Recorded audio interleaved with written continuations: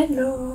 Aujourd'hui on se retrouve pour le bilan culturel du mois de novembre. Je le fais un peu plus tôt que d'habitude parce que à la fin il faudra que je t'annonce 2-3 petits trucs qui vont se passer sur la chaîne et pas que. Mais je t'expliquerai ça à la fin parce que ça sera plus simple comme ça, ceux qui veulent regarder que le bilan culturel et regardent que le bilan culturel. Du coup on va commencer par les émissions parce que évidemment j'ai pas fait d'expo et j'ai pas trop eu le temps et la foi de faire la nuit des musées. Donc du coup au niveau des émissions c'est le retour de Show Me the Money. Tu connais normalement si tu suis un peu la chaîne. L'émission est une compétition de rap en Corée du Sud et du coup voilà, il y a différents rappeurs qui viennent à ce concours et s'affronter durant diverses épreuves. Je te mettrai en barre d'infos le thread Twitter qui de l'équipe de traduction parce que c'est des trucs un peu où il n'y a pas de traducteur officiel et c'est des gens sur leur temps libre qui traduisent ces émissions. Je te mettrai le thread pour les sous-titres en anglais parce que du coup les épisodes avec sous-titres en anglais sortent plus vite que ceux avec sous-titres français et si tu gères pas trop l'anglais, je te mettrai le thread avec les sous-titres français. Voilà, donc ça c'est fait, c'est une émission que j'aime beaucoup. Et voilà. Désolée pour la luminosité aussi qui va pas mal changer, mais j'ai pas eu le temps aujourd'hui de filmer plus tôt. Donc on fait avec les moyens du bord. Ensuite on va passer au film, j'en ai regardé 3. J'ai regardé Grease, qui est un vieux film que j'aime beaucoup, même si avec des yeux d'une meuf en 2020, bon... Danny, c'est pas très bien parfois ce que tu fais, et c'est un peu un fuckboy, mais je pense pas que j'ai besoin de te dire ce que c'est, parce que c'est quand même archi connu. Si t'aimes pas les films où ça chante, regarde pas, et voilà.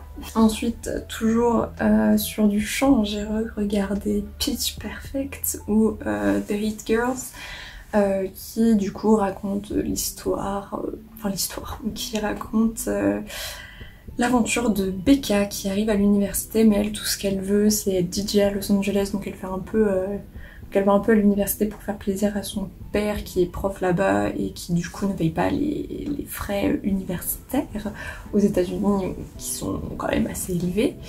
Et en fait elle va faire partie d'un groupe d'acapella qui a pour but d'arriver au final des finales et de gagner le grand concours universitaire d'acapella. Voilà, c'est un bon film. Moi je me souviens à l'époque quand il était sorti, c'était un film que je regardais non-stop et que à cause de Bella, j'allais en cours avec du fard à paupières noires quoi, sur les yeux. Voilà, parce que je trouvais ça cool à l'époque. Voilà, donc c'est un film que j'aime bien. Donc voilà, je te le recommande si tu ne l'as jamais vu. Mais pareil, voilà, si t'aimes pas quand ça chante et que ça danse, peut-être pas. Mais franchement, il est assez drôle et tout. C'est un film bien sympa. Ensuite, j'ai regardé Gatsby, que tu dois connaître aussi, et j'ai bien aimé. Mais j'avoue que parfois j'étais un peu perturbée d'entendre des musiques contemporaines dans des soirées des années folles. J'ai eu un petit bug, mais ça m'a pas déplu pour autant, mais j'avoue que j'ai un peu bugué là-dessus, j'étais en mode... Attends, mais ça c'est mon époque, c'est pas leur époque. Mais je trouvais que le décalage était marrant, ça s'y prêtait bien. C'est un très bon film. Je n'ai rien d'autre à dire en vrai dessus, je te le recommande. Si tu ne l'as jamais vu, les costumes sont ouf, les décors sont ouf. C'est très bien, c'est très bien fait, j'aime beaucoup, donc va le voir si tu ne l'as pas encore vu.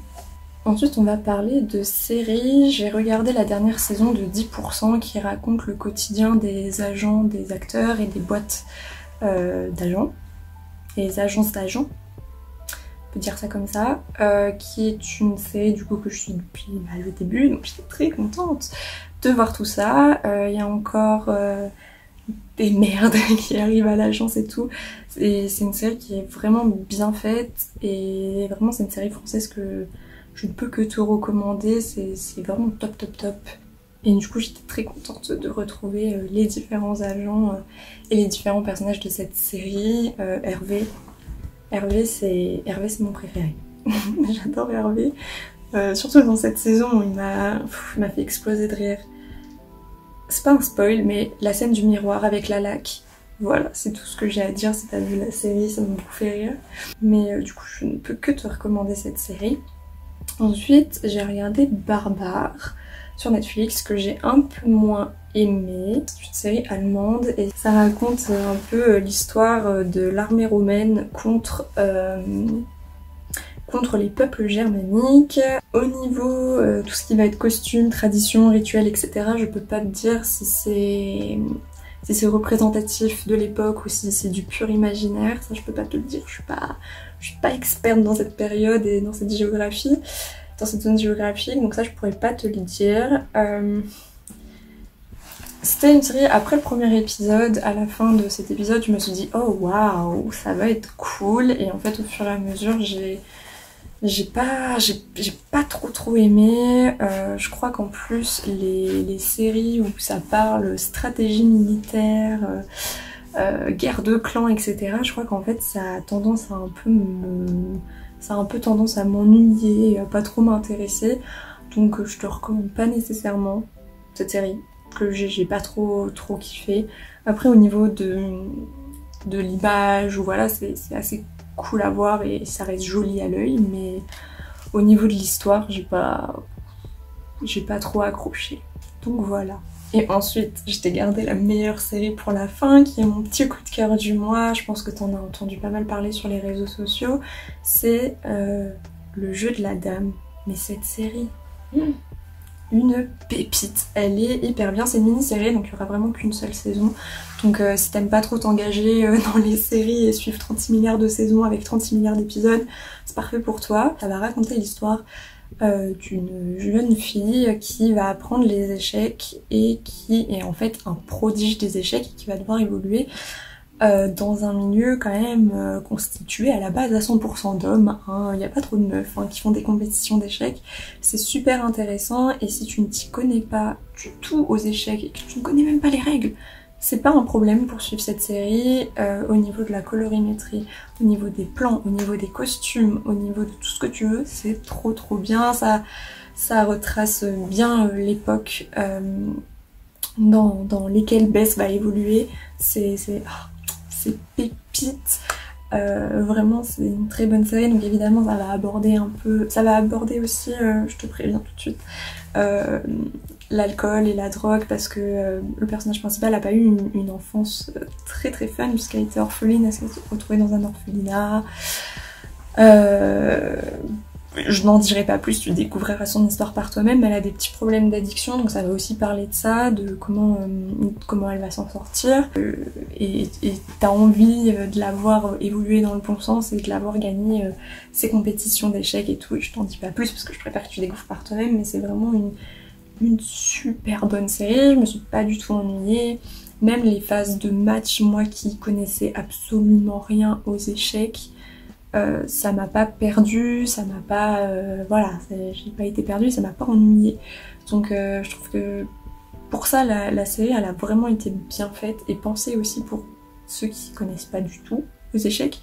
Et même les plans de compétition, de jeux d'échecs et tout, ils sont genre trop bien faits, trop bien montés, trop bien imaginés et tout, enfin c'était vraiment top.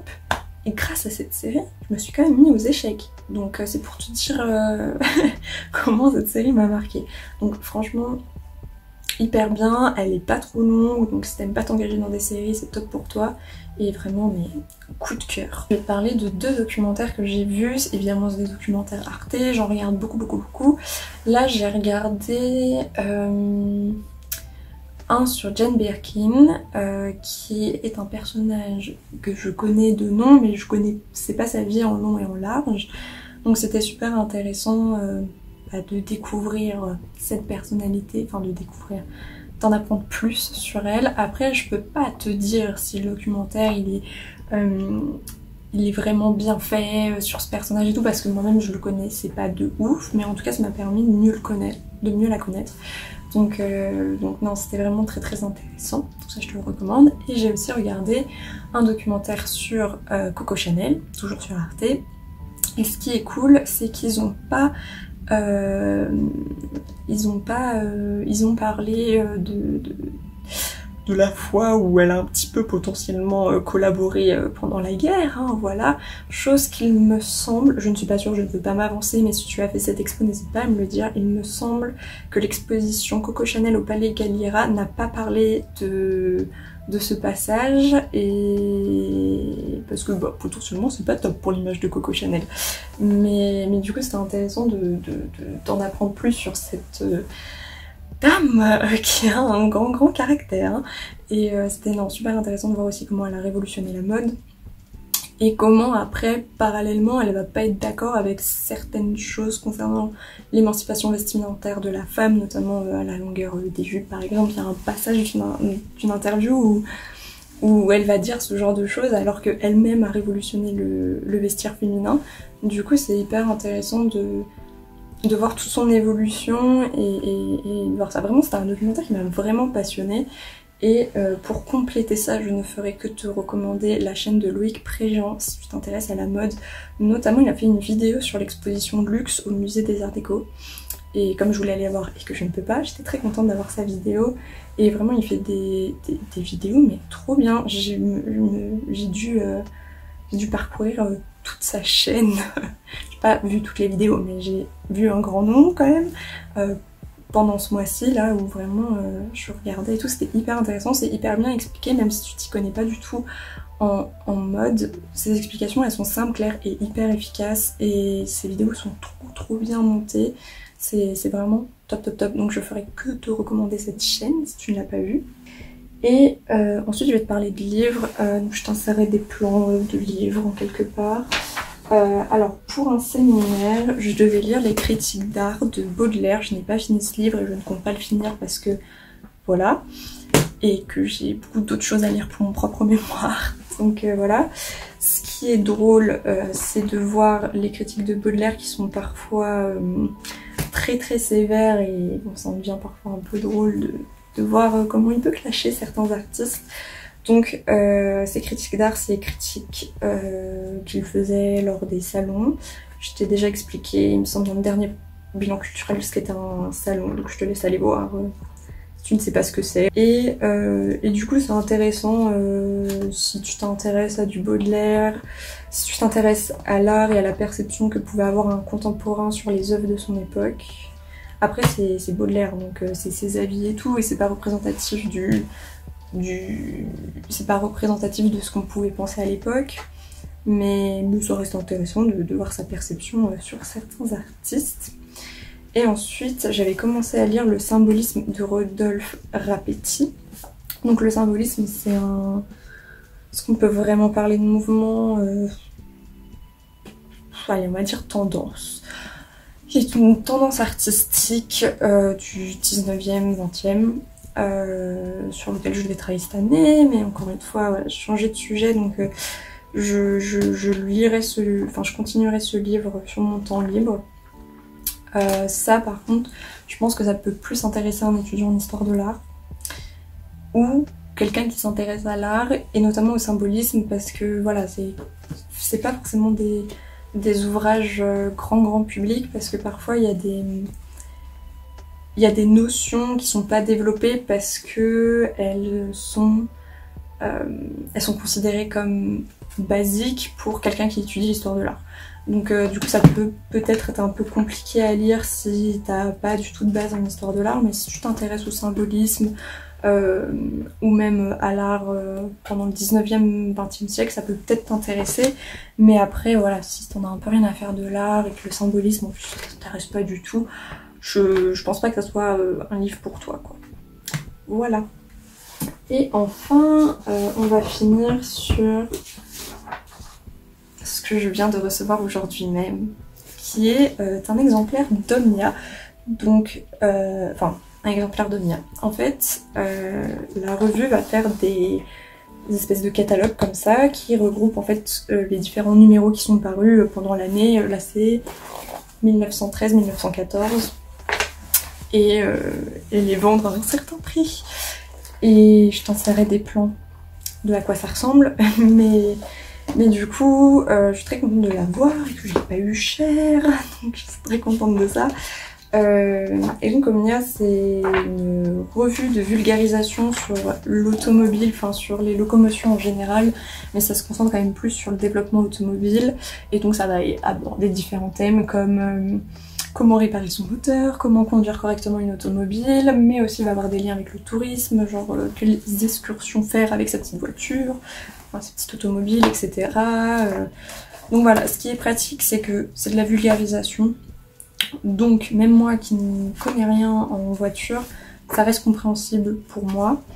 Alors, comme c'est pour mon mémoire, moi j'étudie plus les illustrations qu'il y a dedans que les articles, mais évidemment comme les illustrations illustrent les articles, il faut bien que je m'y intéresse, et donc je voulais avoir au moins un exemplaire en main propre et pas que des exemplaires numérisés, parce que enfin, c'est important aussi de voir et de toucher les œuvres, quoi.